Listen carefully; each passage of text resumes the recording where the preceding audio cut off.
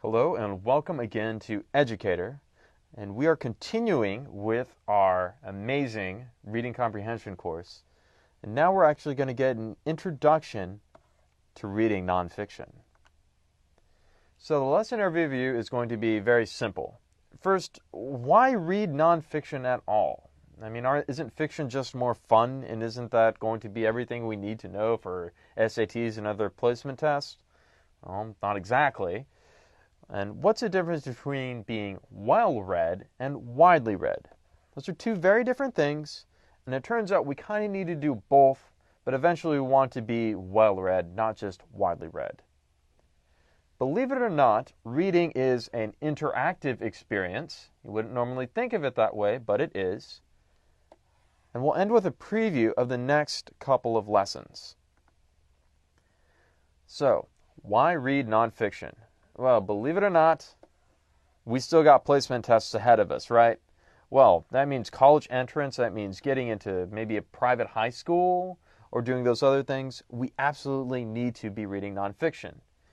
Now, some people might be thinking, well, yes, we know the tricks to pass those tests already. We have our test-taking skills and we understand how to read a long passage and then just look at the 4 options and we can do our tricks and get the right answer. Yes, there are tricks. You do need to know the tricks in order to do well on those tests, but that's kind of like hopping on one leg. You're going to need to be very, very well read in order to understand those long passages and short passages well. So, reading nonfiction is going to be like practice for you. Yes, you do need the tricks, but you can't have only the tricks. How about getting through high school better? I mean, at the start of this lesson, I realized probably most of you are high school freshmen, and you're in a new place, in a new school, and may not want to admit it, but yeah, it's probably a little scary and probably a little weird. Turns out that you can actually learn to navigate your social life by doing something that's stereotypically antisocial. Nobody is born with a complete set of social skills, and often we have to turn to books, literature, YouTube, to figure out kind of what we need to do in order to navigate that. By the time you're out of high school, you'll probably have had your first job. And looking for a job is one of the hardest skills ever. Believe me, we've all been there. Especially now in the last 10 years when it's getting harder and harder to find an entry-level job in just about anything. There are techniques to get a job, to pass an interview, to do well. And if you've never heard of those, chances are nonfiction is probably one of the best places to go.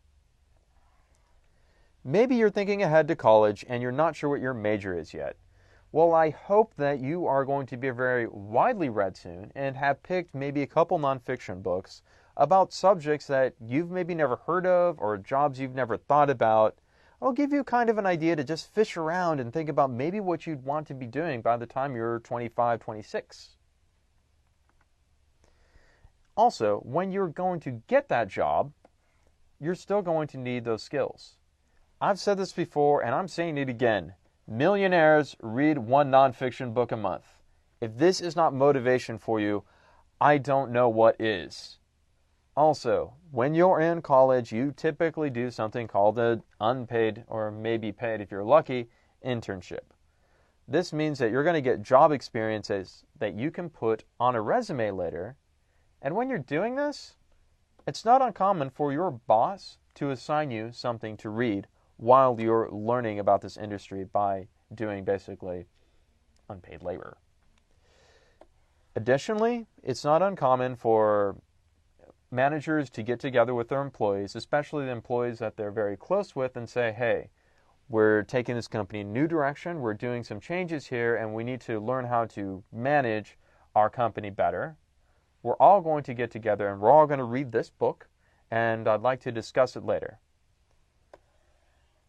Also, maybe you don't want to be an employee at all. Maybe you want to start your own business. I have known people who have started businesses, and I have known people who have been successful, and I've known people who have failed. One thing that's common about all of them is that they never stop reading. Starting a business is one of the hardest things that you can ever do, and it's not something that can be really taught in school. It's taught by life experiences and kind of learning about what other people did to start a business And that, again, is where we have to turn to nonfiction reading. Finally, we got to learn about researching and critical thinking. By the time you get into college, I hope that you will have already done a research paper. And to do a research paper, of course, we're going to have to read nonfiction.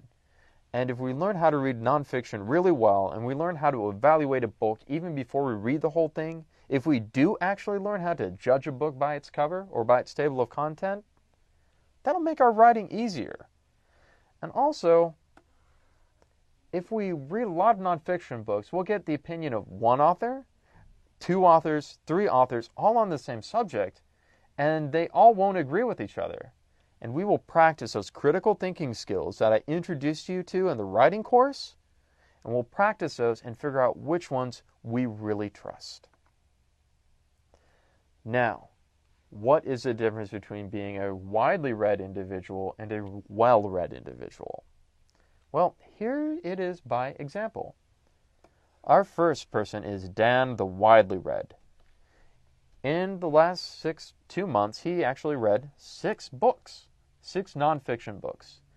He memorized about 40% of the facts in those books. And he does know what the opinions and perspective of the authors are.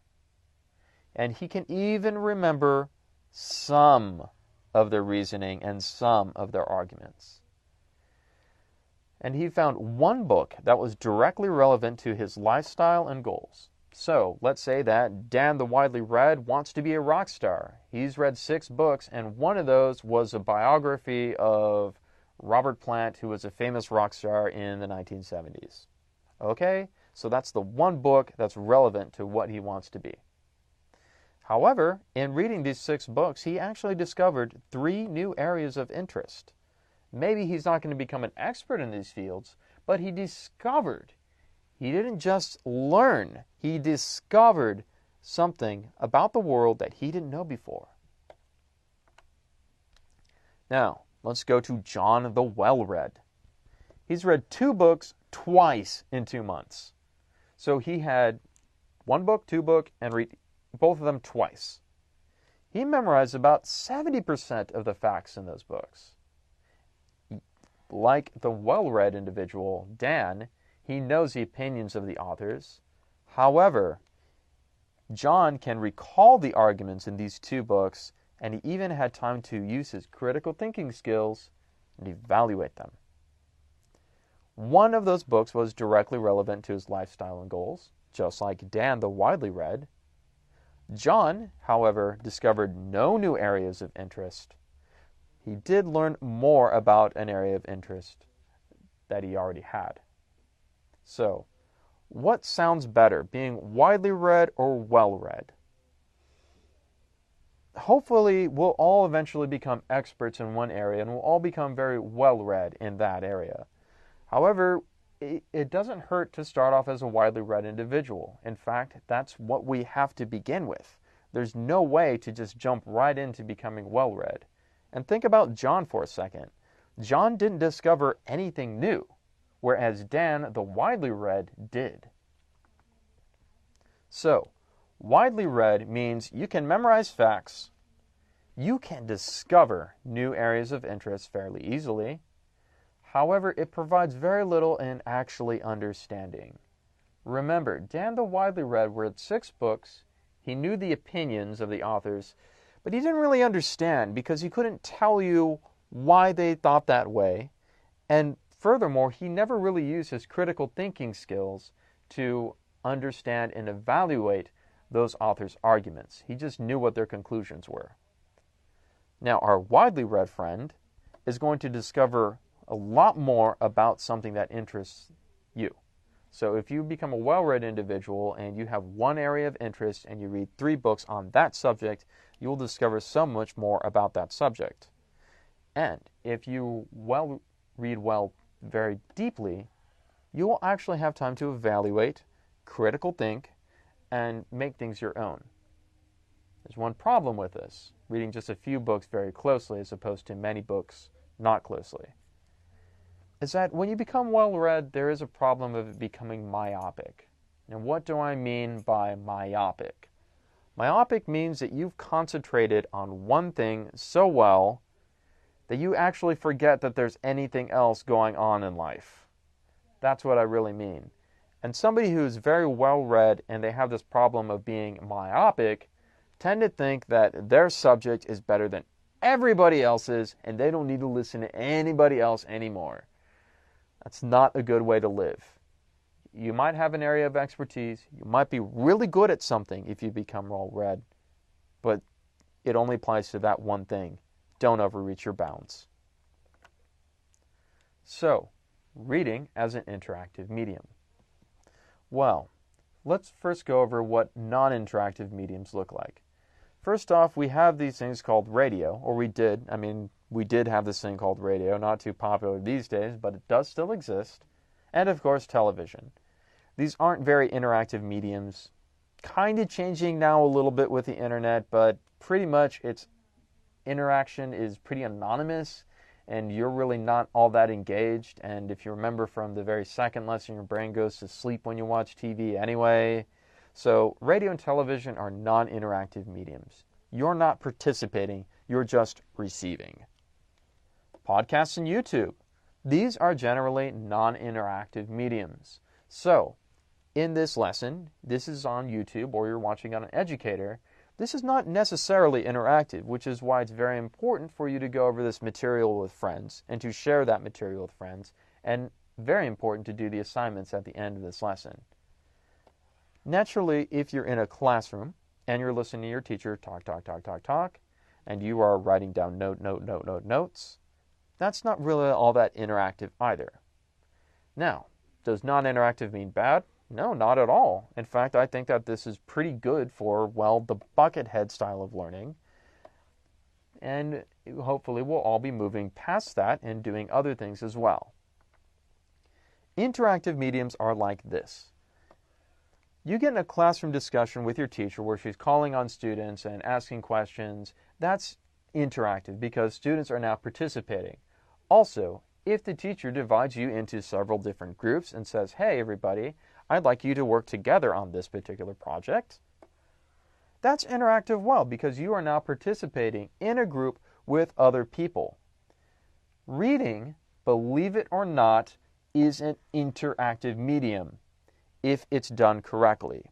What I mean is if you as a reader actively participate in what you're reading.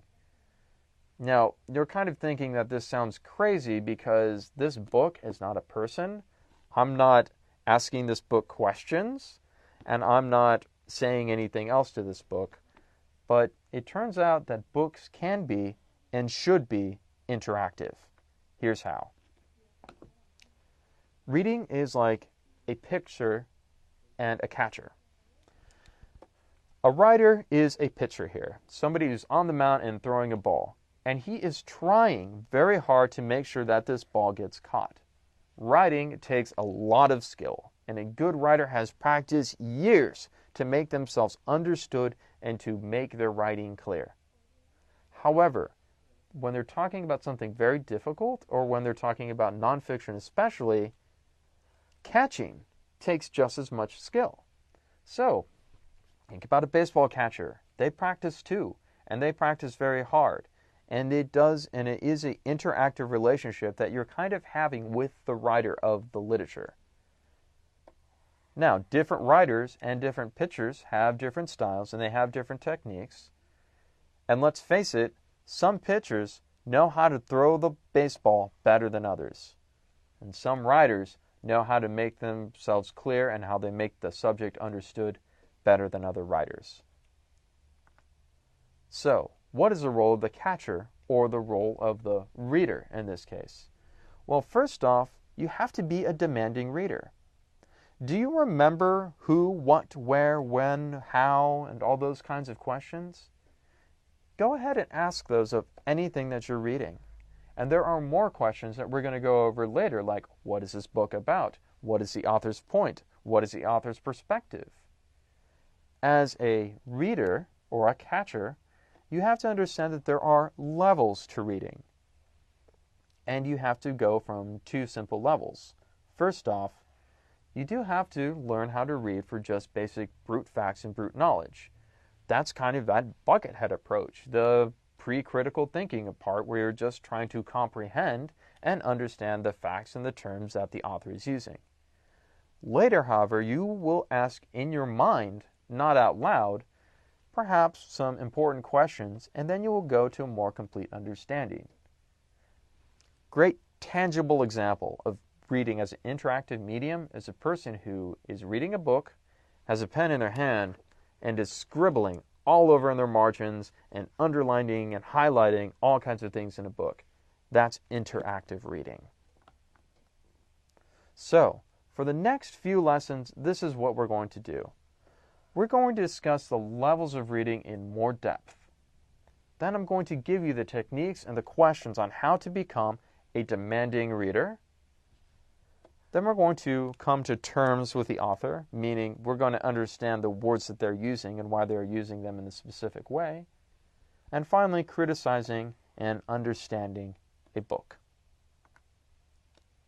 So, for your assignment is to basically just go exploring. I'd like you to visit a library or a bookstore after you've picked a subject that interests you. This can be music, this can be sports medicine, this can be castles in Europe, this can be fiction writing, it doesn't matter. Something that interests you. Go visit a library or a bookstore and then just find 3 or 4 books on the subject. You don't have to rent them, you don't have to check them out, and you certainly do not need to buy them. But I would like you to take a quick look through the tables of contents of each. And this is the very beginning of judging a book by its cover. And just looking slightly inside and saying, I wonder what this book is all about. Until you've done that, I'll see you again at educator.com.